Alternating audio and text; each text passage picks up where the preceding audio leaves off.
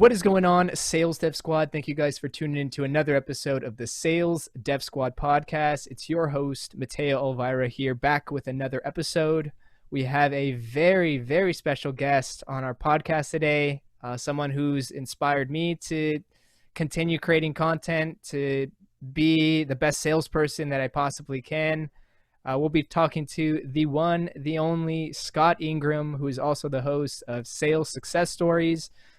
Just super personable guy, passionate guy, has done a lot of things in his time and in his career, whether that be in sales, events, podcasting, you name it. And super excited to just pick his brain on SDRs and just business stuff in general. But Scott, thank you so much for hopping on the podcast today. I know that you just got your new mic. I did. You're my first guinea pig. This thing showed up like an hour ago, so I'm stoked. Thanks for letting me play with it. I love how you sent me an email with like the map of the UPS guy. You're like, he's here, but like he hasn't stopped by yet. He was circling. I say they teased me the entire day. This stupid UPS truck spent like the entire day circling my house within about a mile of it, not coming and bringing my mic. Yeah, like every time you need something, that's when it takes forever. When you don't, then it comes like the next day or the next hour, it seems, on Amazon, right? Yep, that's how it goes. Scott, I did get a chance to look at your podcast appearance on Patrick Joyce's Salescast. Anyone listening out there, please check that one out. He talks a lot about a lot of great things just about sales. But Scott, let's just go ahead and hop into it here. I know that you kind of mentioned in your philosophy that you see a lot in the SDR field that not a lot of companies really provide transparency to the people that they bring on to the SDR role. And your thought process is really interesting around like basically selling the role or selling something on the other side so it doesn't become this career trap for certain individuals. Do you mind just elaborating a little bit more about just your thought process on that?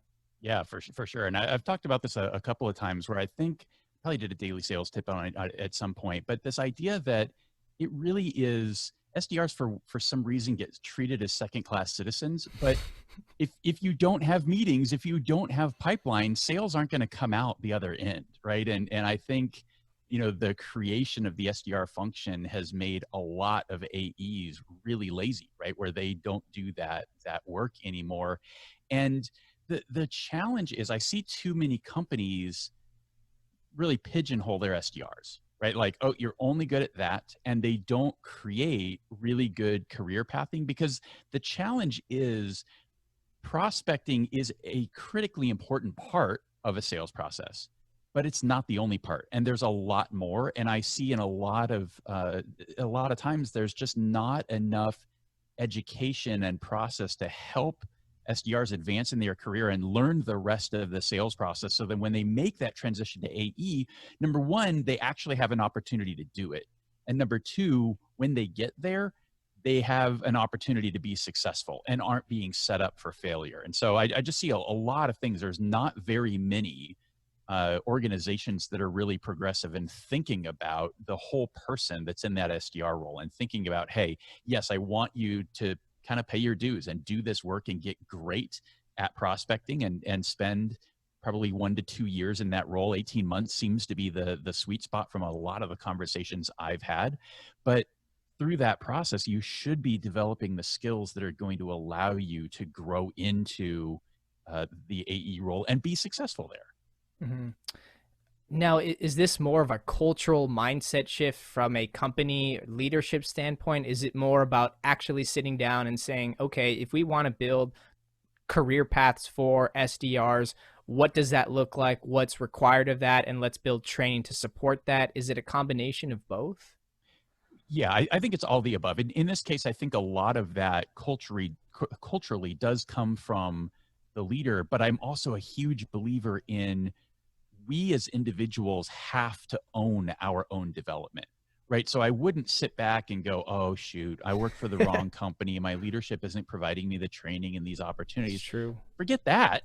Like there's so many places where you can go learn the skills and go figure this out for yourself and develop yourself, right? So it's really incumbent upon both parties, but I think you have to take a good hard look and have a serious conversation with your leadership. If your desire is to progress into that type of a role, what is the path? What do they expect? What do you need to do? How do you need to develop? Maybe they'll help you with it. Maybe you need to go do it on your own, or maybe you realize that path just doesn't exist here. And if that's the scenario, start networking, start building those relationships, start building those skills. So when you get to that point and you've got the successful track record in the SDR role, because that's always the number one thing. You always have to perform in the role you're in if you want to advance to the next level, right? You can't be an underperformer and think, oh, well, now I get to move to this next thing because it's been 18 months. That's not how it works, right? You have to be executing within your current role. But again, maybe you're just not in the right organization. You're going to need to start to look outside, and you may have to kind of start over and pay your dues a little bit again. But you've got to go in and ask those questions and have those conversations and look at the rest of the organization. Has this organization, do they have a track record of promoting their SDRs and giving them those opportunities to grow? Or is it just churn and burn, right? You spend 12 years here, 12 years, you spend 12 months and we're going to flush you out and we'll bring in a new group. That sucks, right? So I think you just have to do your due diligence, do the work, look at the organization and figure out, is this a place that I have an opportunity to grow? That's great advice, Scott. Really appreciate it. I kind of want to like fast forward in your timeline a bit. I was just listening to Patrick Joyce's podcast before I recorded here, just because I know you're a really important person. I got to make sure I'm saying the correct things, but I found it really cool that when you actually sold your first company, you actually decided that you wanted to go back into sales after that. Could you walk us through like what that experience was like? Sort of, I know you kind of coined the term like intrapreneur. Like, I guess for anyone listening out there that's kind of confused on this concept, like what exactly is an intrapreneur? Well, and I probably cause confusion because I think of this in a couple of different ways. I think the traditional view of entrepreneur is being entrepreneurial, thinking in that way inside of an organization. And I think it was Brandon Fluharty who talked about this in our conversation together on Sales Success Stories. And he said, you need to think of yourself as a startup, right? And your employer is your VC, right? They're giving you these resources to be successful. But at the end of the day, you own your territory, you own your results, right? So maximize the resources, use one of the reasons you get VCs is to get advice too, right? So leverage your leadership, yet leverage all of the resources that are around you. But then it's up to you to be creative and entrepreneurial and find what's going to work and help you succeed and overachieve in your particular space. So I think that's kind of the entrepreneurial mindset. Where I think it gets confusing with me in particular is I'm just a very entrepreneurial guy, right? So all that I do with Sales Success Media, with the podcasts, with the books, with the events and all of that stuff is completely outside of my day job. So whether you want to call that a side hustle or however you want to think about that, it's kind of a different thing. But I think there's so much value in having something like that because it exposes you to so much more, right? And one thing that I've noticed a lot recently, I've done some interviews with episode 100, right? The episode we just released was with a former CIO, CMO, and she went into a sales role and is working with, CIOs. And when you have that level of empathy, like when you've been in the seat and you completely understand what it's like to be them, I think that's really valuable. And anytime you can learn about business, it's going to serve you well, right? And the best way to learn about business is be in business, right? Understand, how does accounting work, right? How do the contracts work? How does finance, all the different pieces. But at the same time, that's why I decided to become what I call an intentional individual contributor and choose to be in sales. Because when you are an entrepreneur, when you are running the show, you're responsible for everything. And the beauty is when you're in sales, you can just focus on that one thing that you're great at. And then you've got somebody else that's responsible for all the operations and delivering the solution and building the solution and all these other things that we're doing. Mm-hmm. Yeah, I remember like in some of the content that you mentioned, like some of the best sales reps are ones that really understand their industry that they serve, the ecosystem that they serve. Like how are you able to like understand your ecosystem or your industry like so proficiently and so quickly? Well, I don't know that it's quickly, right? I think that this is really something that you work at. So I've been in the marketing technology space in my day job for the last, gosh, 10 years or so. And part of what I get to do with all the sales success stuff is I get to play marketer a little bit, right? Like, okay, I'm producing content. How do we get that out there? How do we get people to sign up for the newsletter and set up a channel so that we're able to communicate with them and all of those kinds of things. But developing that expertise, it's just like anything else, right? You study the industry, you read books that are relevant, you read the news sources that your prospects are likely reading, and you talk to them. I mean, the vast majority of my learning has come from conversations with my customers or with my prospects and asking them to help me learn. I mean, one of the things, so I've typically sold to senior marketing leaders, and in a couple of roles that I was in, we brought on new CMOs. Actually, in both cases that I'm thinking of, this was the CMO we brought on before we went public. So I've been with two organizations that went public, first with Bizarre Voice and then with Eloqua. And as we brought in those CMOs, they resembled the folks that I was trying to sell to. So it was the perfect opportunity to say, hey, you are the exact persona. You're the ideal customer profile that we're going after. What is your world? What is your day-to-day like? And most importantly, the thing that's helped me the most in those situations is I ask them, what gets your attention from people who are trying to sell to you? What breaks through? Because when you're a chief marketing officer with an organization that's about to go public, they're getting a lot of phone calls.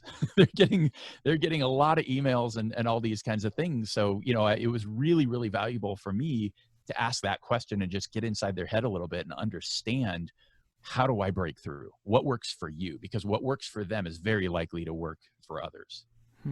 It's an interesting spin. Appreciate that. I really want to hop into your podcast here, Scott, because I feel like now more than ever, people have decided to just put themselves out there and create content, start a podcast, push out videos. And this is something that you've been doing for a really long time. And obviously, like a big concern with people starting their own content or just starting off is they feel like their content isn't good, or there's obviously just concerns and just nerves about putting themselves out there and what people might say. Like, for anyone out there that wants to like push out content or create content or like start a podcast because they're inspired by the sales success stories, like, what was your journey like and what advice do you have for them? You just have to start. I will never forget. I mean, the first few episodes that I did, I'm very comfortable speaking. I'm very comfortable on stages. Like, it's really hard to have me be very nervous. I don't know that I have been as nervous in my life as I was before those podcast episodes, which makes no sense, right? I'm interviewing somebody. It's just me and them. Nobody's actually listening. Nobody was ever really going to listen. And that's the beauty of any of these plays, whether you're going to go deeper into LinkedIn and you're going to start posting more consistently, or you're going to start a podcast, or you're going to start a YouTube channel, or whatever your thing is. In the beginning, nobody knows about you. You don't have any audience, and that's the opportunity to suck, and you're going to. So just expect that, because the only way through that is to do it. So if you're ever going to do it, you may as well start now, so that when you get to a certain point, you will be good. Yeah, and I mean, I could definitely attest that it takes some time. I got all this fancy equipment here, but I'm still like recording my audio poorly, and I guess it's just like a learning experience as you're going, right? 1,000%. It's really funny. I mean, I've had over 1 million downloads across my show before I upgraded to the microphone that you already have. But for me, it's the same thing as, I don't ride outdoors very much. I'm much more of a Peloton guy these days.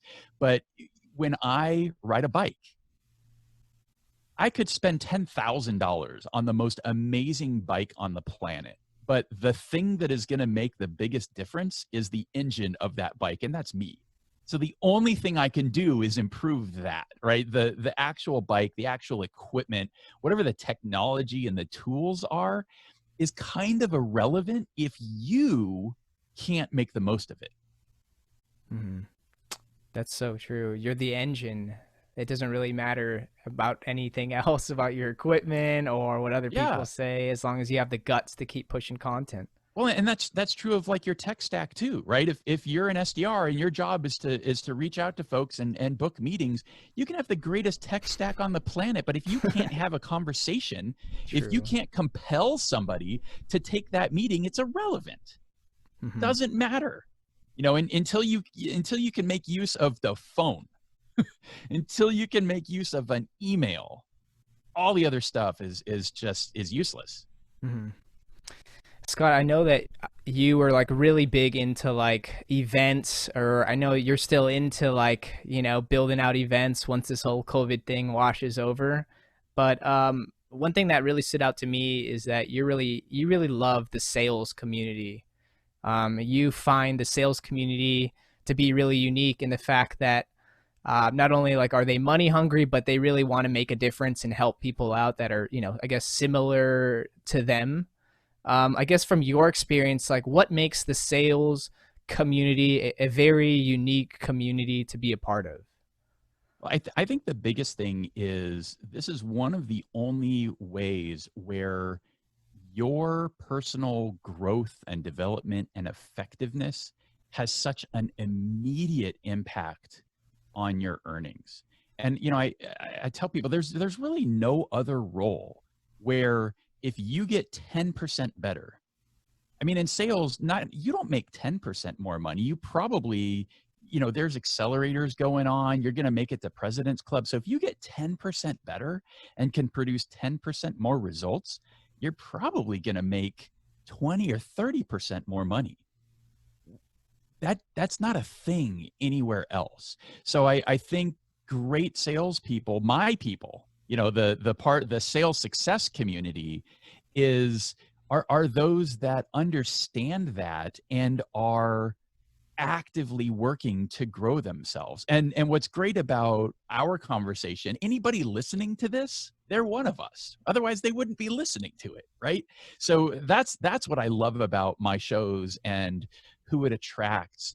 And there's also just this givingness and generosity, right? None of us got to where we are by ourselves, right? There's no such thing as a self-made sales professional, right? We've had mentors and leaders and people and great peers and colleagues. We've had people around us who have helped us grow and achieve more. And I think we all are sort of compelled to pay that forward and to give back and continue to contribute to the community. And it becomes very circular in that way. But what's fascinating for me is the more that I give back, the more that I try and inspire and help people grow, the more I grow. Right? I'm not done. I don't have it all figured out. This is a never-ending thing. Hmm. If you had to go back in time, Scott, and give yourself advice before you uploaded the first ever episode of the Sales Success Stories, what would you tell yourself? I would say be more patient and more consistent than you think you need to be. Now, the consistency piece I did, but it's the patience. It takes a long time to build the audience, build the following, build the engagement, build the community. That's just not an overnight thing. And I think there's so many things that we do where we want that instant gratification, right? I want to record this podcast. I want to put it out and I want thousands of people to listen. That takes years. And it's probably getting harder as the guy who tracks every freaking active sales podcast I can find. And I think I'm almost up to 300 shows on that list. Like it is getting to be very noisy. It's hard, but like anything, right? This is a very long game, especially in terms of your career. right? Yes, you worry about your numbers and the number of meetings that you're booking this week and this month and this quarter and this year and all of those things, but your career is going to last a couple of decades. So I think at some level, you have to maintain that longer time horizon. And when you think about it that way, it's execute, it's be consistent, it's put one foot in front of the other and don't stop. Mhm. Love it, Scott. I know we're coming close to the end of the podcast, and we usually like to end off the podcast by just asking you some advice. Obviously, you've given me and our viewers a ton of advice today, but for anyone out there that's been inspired by any of your episodes or this episode in specific, and they said, screw it, I want to get into sales because Scott Ingram is the man and I want to be him one day, what advice do you have for them? It's start it, and surround yourself with the people that you want to be like. And that's really what I work so hard to create with the sales success community. I mean, the value for me, I mean, the podcasts are amazing because I actually get to talk just like you and I are having this conversation, and we'll finish the episode and then we'll talk some more. Right. So I get to do that with everybody that comes on my show, but the people who listen to my show, they don't get that. And that's why we created the Sales Success Summit. Right. And I wanted to create that opportunity where you can be surrounded and talk to and get advice directly from the very best. And this year, you know what, in a lot of ways, the pandemic has been good for us. Even though I had to pivot to a virtual event, and it's going to be epic. We're going to deliver the best virtual event that has ever happened because I don't think anybody's doing it very well. That wouldn't have happened if we didn't have this opportunity. I would be very, very focused on the couple hundred people that would have been coming here to Austin, and probably just like last year, the live stream would have been sort of an afterthought, like, yep, it's available, sign up, here you go.